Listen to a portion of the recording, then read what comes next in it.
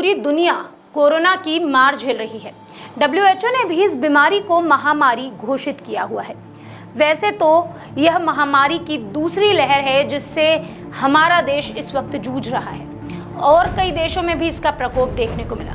लेकिन जब हम बात अपने देश की करते हैं तो यहाँ पर कोरोना अपनी दूसरी लहर में बहुत ही भयानक स्थिति में नजर आता है। हर रोज कोरोना के बढ़ते आंकड़े ने लोगों में दहशत पैदा कर रखी है। अस्पतालों में बेड और ऑक्सीजन की लगातार कमी की खबरें हम पढ़ते और सुनते हैं और कहीं ना कहीं हम भी डरे हुए हैं कोरोना की इस दूसरी लहर से। दूसरी तरफ पक्ष विपक्ष इस आपदा को अवसर में बदलने में लगा हुआ है। इन सभी के बीच लोगों के डर से ही खुद को परेशान कर रहे हैं और सबसे ज्यादा परेशान कर रहा है आम आदमी को। WHO ने भी ये कहा है कि दहशत के चलते अस्पतालों पर अनावश्यक दबाव बढ़ रहा है। नमस्कार, मैं हूं कनुप्रिया सत्तन और आप देख रहे हैं खबर 100 पर हमारी एक खास रिपोर्ट, जिसमें हम आपको बताएंगे कि लापरवाही के चलते कोरोना की मार झेल रहा है क्या वाकई इंडिया।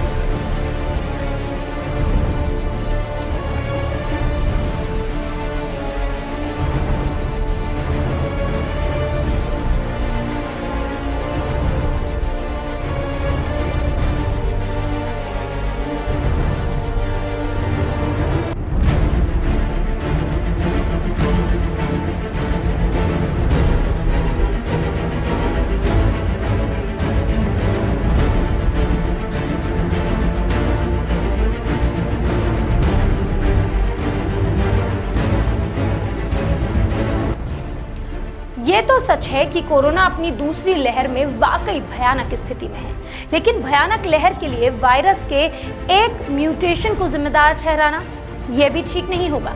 इसके पीछे कई कारण हैं। दरअसल पहली लहर थमने के बाद शुरू हुए भारी भीड़ वाले आयोजन, ज्यादा संक्रामक वेरिएंट और वैक्सीनेशन की धीमी रफ्तार ने भारत में कोरोना को बेकाबू किया है। WHO भी इस बात को जिम्मेदार ठहराता है। अगर बात करें WHO के प्रवक्ता तारिक ज़सारेवीव की, तो उन्होंने अपने एक बयान में कहा था कि भारत में आई इस सुनामी के लिए बहुत हद तक कोरोना से लड़ने के लिए जरूरी व्यवहार का पालन न करना एक अहम वजह है, यानी सोशल डिस्टेंसिंग, मास्क और सैनिटाइजर का उपयोग करना भूल जाना। हम तो कोरोना को भूल ही गए थे और शायद यही वजह है कि कोरोना आज हम पर कर रहा है प्रहार।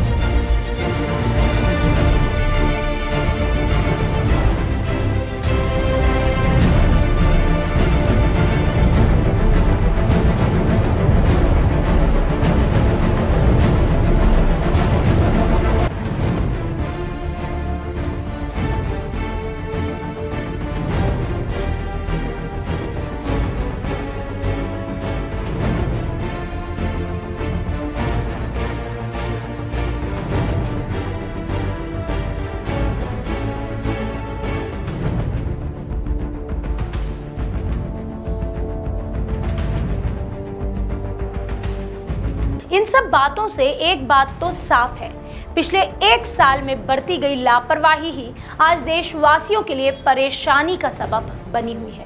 अब इसके कारण केंद्र और राज्य सरकारें एक बार फिर लॉकडाउन यानी कि कोरोना कर्फ्यू का सहारा ले रही है।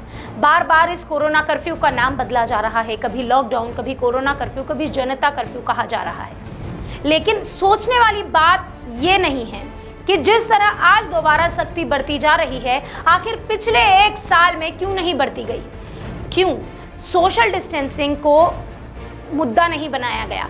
क्यों उसके लिए लोगों को अवेयर नहीं किया गया? क्यों खुलेआम बड़े बड़े आयोजन होते रहे? क्या सरकार ने दूसरे देशों में बिगड़ते हालातों से सीख नहीं ली थी? पिछले एक साल में बढ़ती गई लापरवाही ही आज अस्पतालों में बेड और ऑक्सीजन की कमी की अहम वजह बनी हुई है। लेकिन एक सवाल ये भी है कि सरकारों के साथ आम आदमी भी जिम्मेदार है, क्योंकि कोरोना के पहली लहर ने हमें घरों में कैद किया था। 6 महीने के उस लंबे लॉकडाउन के बाद जब हम सड़कों पर निकले तो हमें कोरोना एक मजाक लगने लगा। और आज स्थिति ये है कि अस्पतालों में बेड नहीं है, ऑक्सीजन नहीं है और हमारे अपने रोज अपनी जानें गंवा रहे हैं। हर रोज मरीजों के साथ साथ मौत का तांडव हम देख रहे हैं। मौत का आंकड़ा लगातार बढ़ता जा रहा है।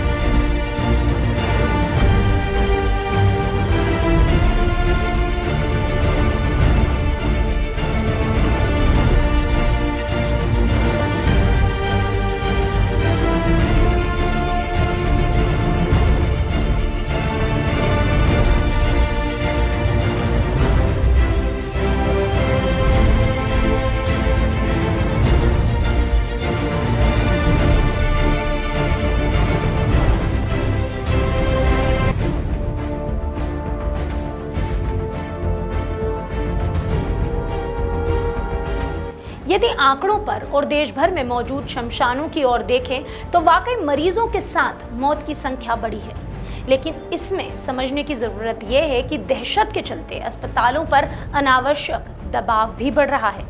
बढ़ते दबाव की वजह से स्वास्थ्य व्यवस्था चरमरा गई है। WHO के प्रवक्ता तारिक जसारेवीव की अगर माने तो संक्रमण से ग्रस्त केवल 15% लोगों को ही अस्पताल ले जाने की जरूरत पड़ती है। इनमें से भी बहुत कम को ऑक्सीजन की जरूरत पड़ती है।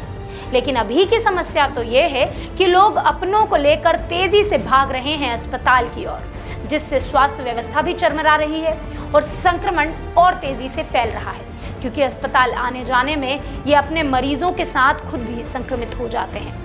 मरीजों को प्रॉपर इलाज भी नहीं मिल पा रहा। इतना ही नहीं, WHO तो ये भी कहता है कि 85% मामलों में तो कोरोना को घर पर ही मात दी जा सकती है, यानी कोरोना का इलाज घर पर ही सुरक्षित रहकर किया जा सकता है।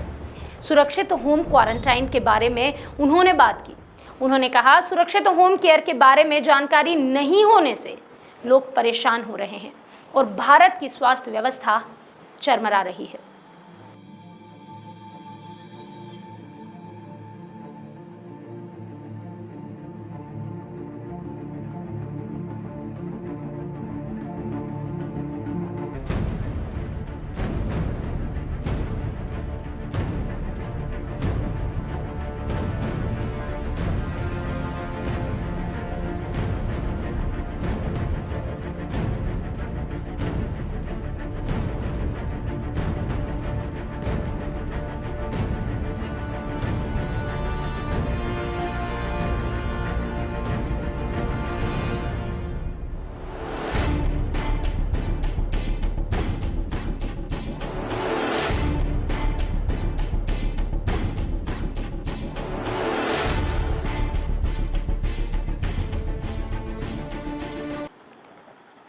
हालांकि इन सभी के बीच WHO प्रमुख टेड्रोस एडहानोम घेब्रेयेसस ने राहत की एक खबर दी। उन्होंने कहा कि हेल्थ सुविधाओं की कमी झेल रहे भारत को 4000 ऑक्सीजन कंसंट्रेटर भेजे जा रहे हैं। गौरतलब है कि वैश्विक महामारी से निपटने के लिए वैश्विक एकता जरूरी है। जब कोरोना की पहली लहर थी तो भारत उन देशों में से था जो दूसरों को मदद दे रहा था, लेकिन अभी समूचा विश्व भारत के लिए प्रेयर कर रहा है। ऐसे में WHO तो मदद कर ही रहा है, लेकिन अब जरूरी यह है कि हम इस बीमारी को लेकर जरा भी लापरवाही ना बरतें और सबसे जरूरी है पैनिक ना हो, कोरोना गाइडलाइन का पालन करें, स्वच्छ रहें, स्वस्थ रहें।